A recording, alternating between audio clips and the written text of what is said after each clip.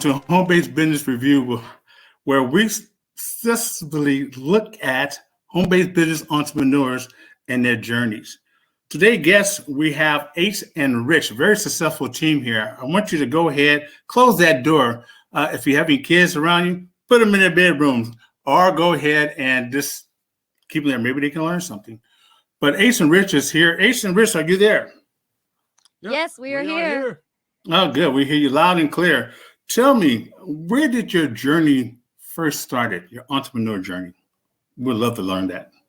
Well, we actually met online, so we kind of fell in love when we met each other offline, right? Because we arranged something, and we actually were asked to. I arranged something that we can meet in New Jersey, right? Yeah, somebody come see you. Come see me in New Jersey, right? This was way back in 2010. Yeah. Right, in 2010. And at the time, we were in different places in our lives. I was a single mom. I had one son, and my son was just about to be turning 3 at the time. And I was working jobs. In the day, I was working at a bridal store as a sales consultant, as a wedding consultant. And then in the middle of the day, I would go to school. And I was studying to do computer technology. And I got my associate's degree in business administration. And then from there, at night, I was also working my second job. And when I was working my second job, I was more of a personal assistant, and I was helping somebody who had cerebral palsy. So I would just be the one cooking, cleaning, and taking care of them and taking them shopping, that kind of a thing, kind of like a home healthcare aide and but I was always online, and I got on the computer, and I actually was trying to build up my own brand. And at the time, I was a network marketer in the home-based business industry, and I was actually building a network marketing opportunity by my lonesome. I didn't have a team or anything, and I was just struggling and trying to get started. And I made a name for myself called the A. Haldry Show on YouTube. And I started recording videos every single day without fail. And I just was talking about specific topics about building a business in the home-based business industry. When I was focusing also on my own struggles and other people's struggles that I encountered, I would talk about the things that I learned at those events and things that I took away from my upline. I would teach other people. And that was when I started really focusing more on pulling away from that narrative. Once something happened that they were putting this big red tape around me saying, oh, you can't do that on internet. You're not allowed to talk about our products. You're not allowed to talk about the opportunity. And I'm like, wait a minute, how can I sell for you if I have to keep my mouth shut about everything? And so what happened was, as I was building my name and building my brand, I said, I'm not going to focus on marketing for them anymore. I'm going to focus on branding me, and I'm going to focus on the me brand. And that's what I was started to do. And then I started getting opportunities on Blog Talk Radio. Somebody heard my voice and they was like, wow, you got an awesome, powerful voice. Have you ever done radio before? And I said, no. They said, well, come on over, be a co-host over here at Blog Talk Radio. And we have a show called Red River Radio. We actually help published authors get their books out, and indie authors. So you would be awesome to have, so you can just do like commentary. Well, I did that. And I started doing that. And then from there, I started working my way into the network. And I actually opened up a Facebook account. This was at the time. I opened up a Facebook account, by golly me. And I started making myself, be known to the industry as this person, as the ace. And I was actually talking about, tips, tricks, all kinds of details to help people, build a business online, learn to not, do the do's and don'ts, right? We were giving them all the do's and don'ts about building a home-based business. And then I started a VIP Skype party, and I had a bunch of people who were network marketers, people who were indie authors, people who were also in local businesses that needed sponsorships that wanted me to promote them on the Red River Radio. I did that, and I did my own blog talk. And that was when Rich came into my life, because there was a guy in my VIP Skype party named Robert, and he actually introduced me to Rich. And he said, Ace, you got this guy. He's a successful businessman. He's already here in the Caribbean with me. He is a top leader in this other network marketing company. You got to meet him. His name is Rich Guzman. Now, at the time, I'm Jersey. I'm from New Jersey, y'all. So I was just like, whatever. Okay. Let me go ahead and meet him. Yeah, okay, sure. Let's bring him on. Maybe I could bring him in. He could share some of his insight on helping us build a home-based business, right? So then Rich and I met, and that's when we started talking, but we never put the phone down, did we? Yeah, we just the phone. The Skype phone. Like Skype. It happens like that. The magic always happened like that. It sure Yeah, the does. Skype video was like constant, like over and over. Like every night we were just hanging out, talking and stuff like that. And, you know, to complete my side of the story, you know, before I met her, you know, I started marketing in 2008. Prior to that, I was, you know, working, you know, at Best Buy, you know, computer sales. And then from there, you know, playing music on the weekends, touring, playing shows. And we were in the middle of recording our second album. And this time we had a producer, so it was really serious and everything. So I decided to see Abraham Hicks from the movie The Secret. I don't know if you guys know who she is. I went to Stamford, Connecticut, and I got on the hot seat. Pretty cool, right? It was an amazing experience. And I ended up, you know, really changing my life from that day, because 2007, when it was around, I kept watching people online. I was like, what is this? Why are people creating YouTube videos, right? This is when 2Kids own it, not Google, right?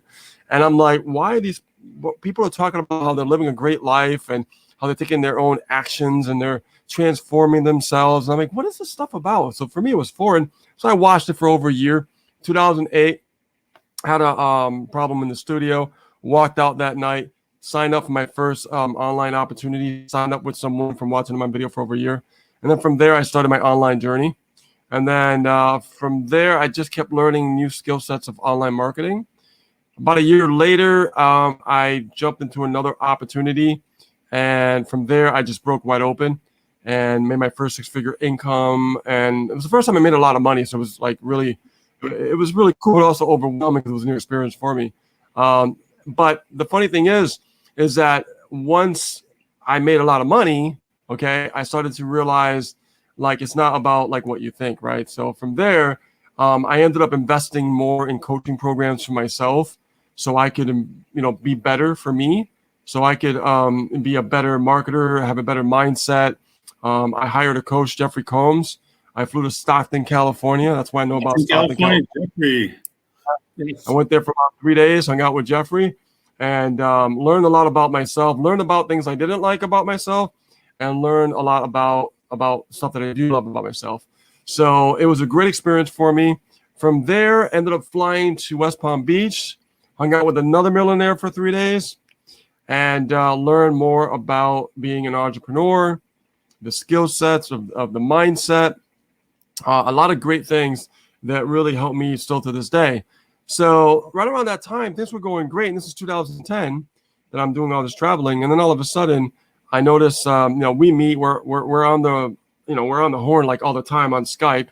And, you know, and then we got together, we met in person. I ended up driving about 4.5 hours from Massachusetts to New Jersey. With your mother? With my mom. Yeah. I wasn't anywhere with me. She did that time. Yes. Yeah. And then from there, we hit it off. We just started, you know, we hit it off. We started talking. We're just friends. No relationship. No relationship. I was No. just like, I just like being around her. She's just really cool Yeah. to be, you know, with. I wasn't even thinking nothing about relationships. And then from there, I had to go and leave the following day. Mhm. So I ended up flying back to Puerto Rico to meet Robert, because Robert's the one that introduced me to her through the Skype party. Yes. Okay, so I was flying back out there. And then from there, when I flew back home in Massachusetts, I was having some personal issues going on. And she's like, well, hey, you know, you don't have to put up with that. You just, you know, come back over here and visit. I'm like, okay. So I get in my Jeep, drive back to New Jersey, end up hanging out there, you know, hanging out a little bit longer. And then all of a sudden I noticed that we really were like, we didn't want to separate from each other. It seemed like there was an attraction there, not a boyfriend and girlfriend attraction, but more of a magnetic attraction as really good friends. And her father is military, really strict. And he basically said, like, hey, you want to stay here? You can stay here forever for all I care. That kind of took me off guard a little bit. Yeah. But, you know, I guess God has ways of doing things, you know? Right. And then, okay, so. It's like, Dad, what are you doing? I know, right? So I ended up I ended up making a move. You know, I didn't like what was going on with my current personal life situation. So I made the move, got very uncomfortable, and started living there for a while. And still running an online business and everything. Then from there, you know, when I first met Ace, I said, Ace, look, you know, I noticed that you're running around doing a lot for everybody, but you're not doing anything for yourself. Yes. You know what I mean? So, and we were together for 6 months before any relations, guys, just to let you know. We really cared about each other that much as friends, right? It took 6 months. It's totally just to keep it real true. with you, okay? It's totally true. Yeah, so and then from there, I treated her in Christmas. I said, you know what? Here's 2 tickets. We're going to Vegas. And I want That you, was like our official first date, right? Yeah, official first date. I said, I want you to I don't want you to think about anything. I want you just to go fly over there, and I want you to have a lot of fun. I want you to enjoy yourself. And for the first time in your life, I want you to be a little selfish. I want you to treat yourself and love yourself. And she was just like taken by that because she wasn't, she never went anywhere. So when we got there, I've been to Vegas several times. I mean, I've talked on stage. I've been there for many seminars. But when this was the first time I went for just pleasure, because I always go there on business. So you were there, and I said, okay, tell me, what do you like? What do you want to do?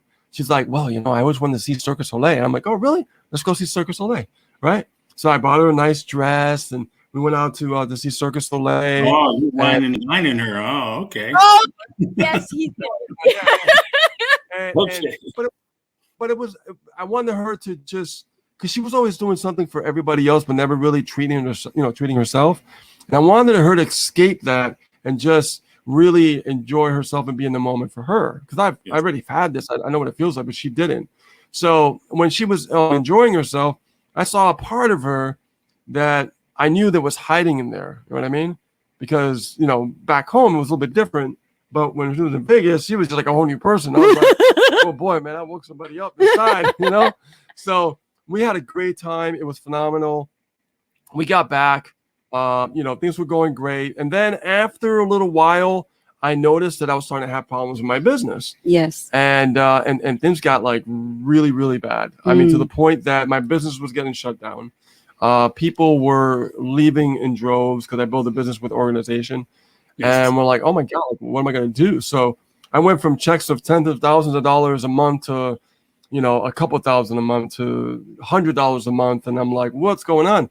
So luckily I developed some skill sets. So I built something else up, but it wasn't as great as what I had going on before. Right. Mm-hmm. So from there, I started to struggle. And to make this story short, I got kicked out of her house and then moving back with my dad. And then luckily I moved my dad to New Jersey. Smart move. But I'll tell you, she ended up leaving with me, leaving the house and going to my dad's, an assisted living area where we weren't supposed to be there. So basically we were homeless. So yes, the big caveat to this whole thing, which is a great experience for me, was I had to go back to work.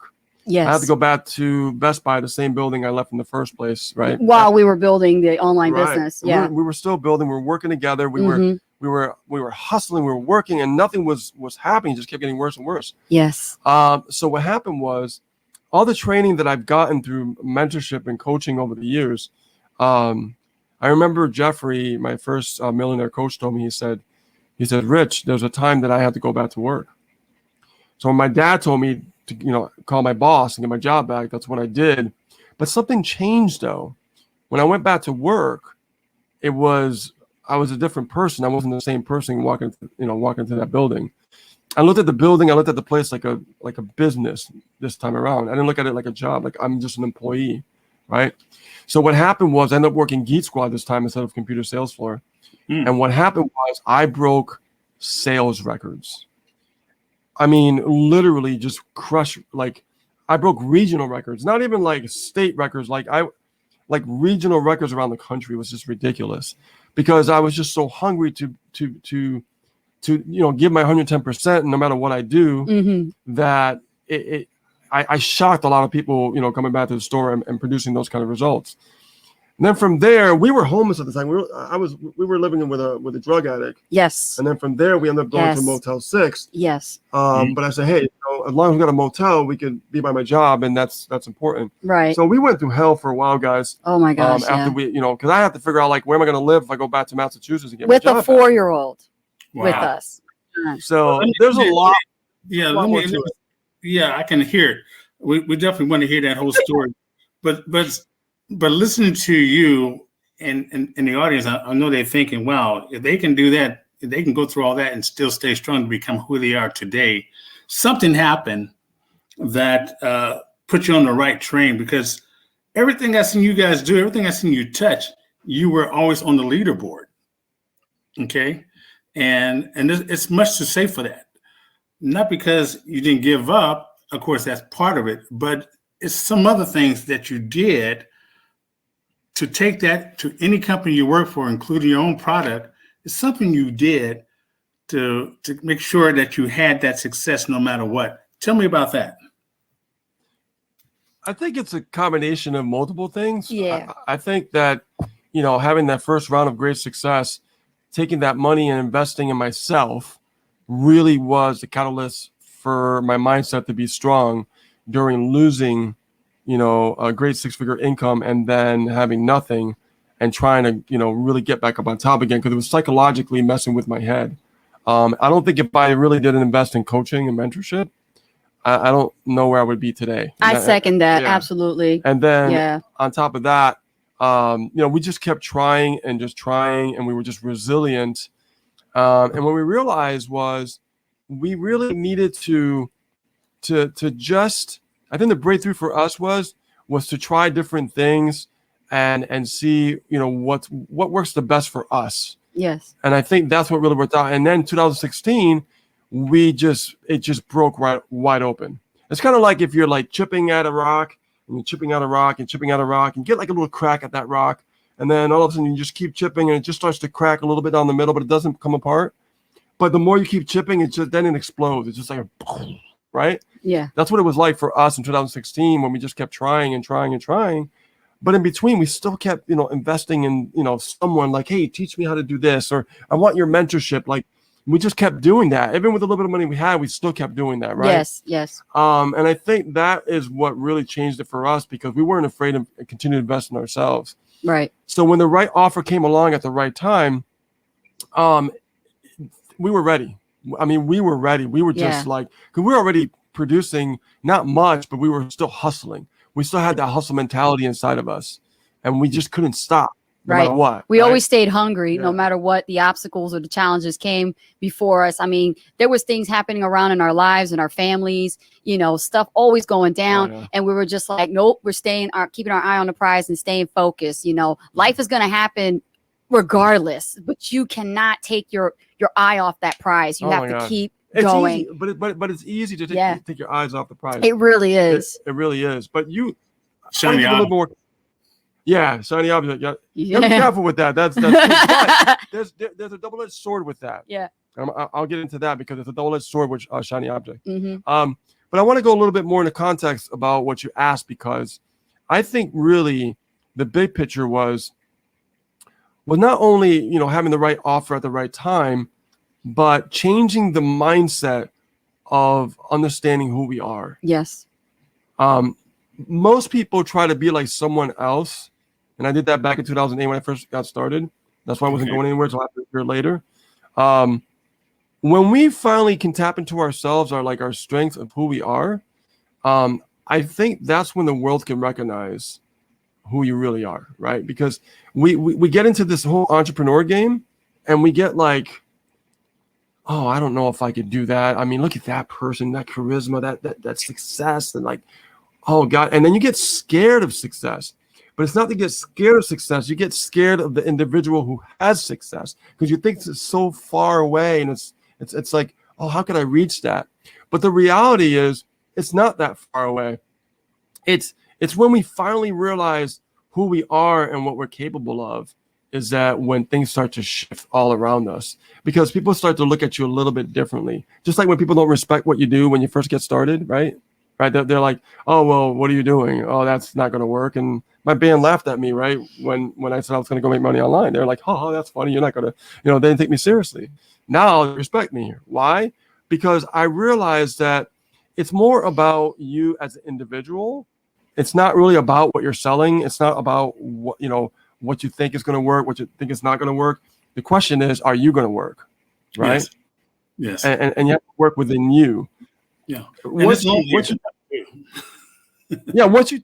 you tap into yourself, once you tap into you, and you really go out there and you take the time to invest in yourself, you take the time to invest in more mindset stuff, right? Like what is it that you don't like about yourself? What is it that you do love about yourself, right? Yeah. Find those things out, because once you can tap into that, your strengths get you get so strong that when you're out there doing what you're doing, you know why you do it in the first place. Yes. Right? Because when you invest in yourself, you start to invest in skill sets, not only mindset skill sets, but marketing skill sets. And when you invest in those things, guess what happens? You just develop a skill set that you can teach someone else. Absolutely. And if you teach somebody something, they're not going to look at you like you're just another person. They're going to look at you like you're a leader and an authority. Yes. People don't do business with people just because they're part of an opportunity. Yeah. Right? The fact that what you just said, you invest in yourself. A lot of people don't look at money the right way. I always say, hey, people, that's going to cost me $400. That's going to cost me $600. But I'm saying this, the way you can test yourself, you got to remember at the end of the year, you still need to pay taxes. Okay. Look at money like this. You're going to need to write off, especially if you believe that you can make $10,000 a month or $5,000 a month. At the end of the year, who you want to pay? Yourself or the government? Invest in yourself. That's what I tell people to do. Listen, we have 3 minutes here, and so I want to say something here that's important. I understand that at the bottom here, there's a ticker that's running about your website. Tell me about that a little bit. So we created a free Facebook group for all marketers from all different walks of life, people who are in their journey that are just starting out, to people who are struggling, and seasoned veterans who are just grizzled with what's happening in the industry, and trends are changing. And so they need to learn how to become more internet marketing professionals. So we've called it the group, the Internet Marketing Pros. So it's a free Facebook group. You're welcome to join it. And what we do is we actually share tips, tricks, and we also broadcast inside, our Facebook live streams that we do, me and Rich, and we do a lot of great over-the-shoulder training. And we also answer people's questions who have struggles with, marketing in general, right? So we do teach marketing inside the group. And we also have, go ahead. Yeah, we also have something that's Monday every week. That's Internet Marketing Pros. Internet Marketing Pros. Oh, okay, all right. We got another group too. Watch it now. Well, but I got to say this. A lot of people need to understand that you made a decision. Everybody who's listening, you have to make the decision. That's the most important part, that you are going to come out of this old person and become this new person that you need to be successful in your life and for your family life. Okay. One thing I noticed, I call them aliens. No matter what company you go into, you find these aliens who never done marketing or MLM or whatever, but yet they just come out firing in it, just making all this money. Why? Because they believed in themselves. They believe in themselves. So I have to say, once again, final thoughts here. If you had to say something to someone to inspire them to do what they need to do to be successful, what would you tell them? What would be your final thoughts here?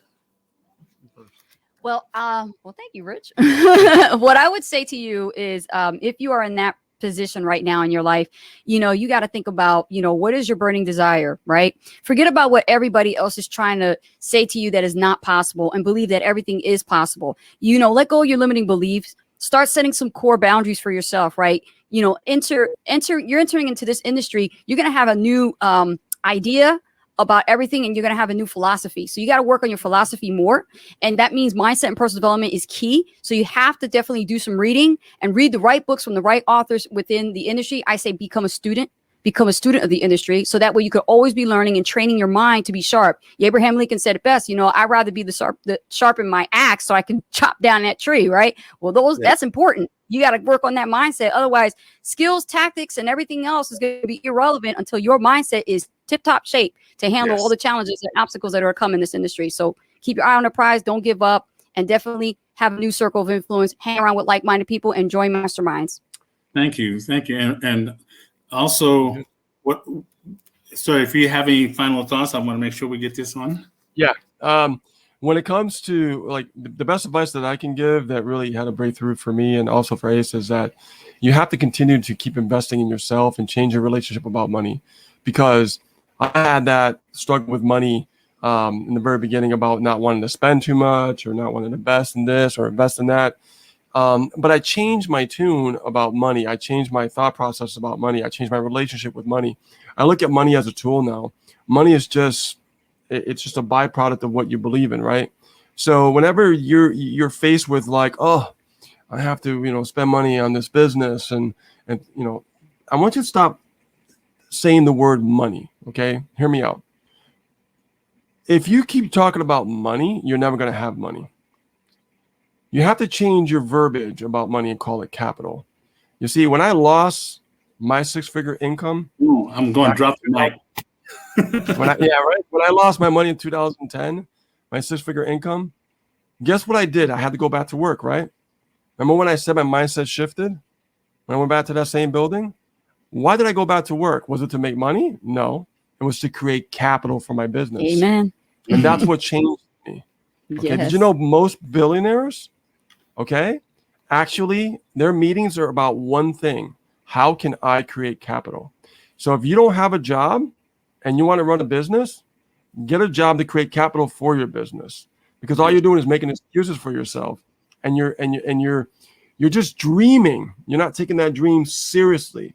All right. I love the dream, but I also like to take my dream very seriously. So if I take my dream very seriously, I protect it. And the way I protect it is by investing in myself. And if I have a job, I got capital that I created, so I can keep investing in myself so I can get better.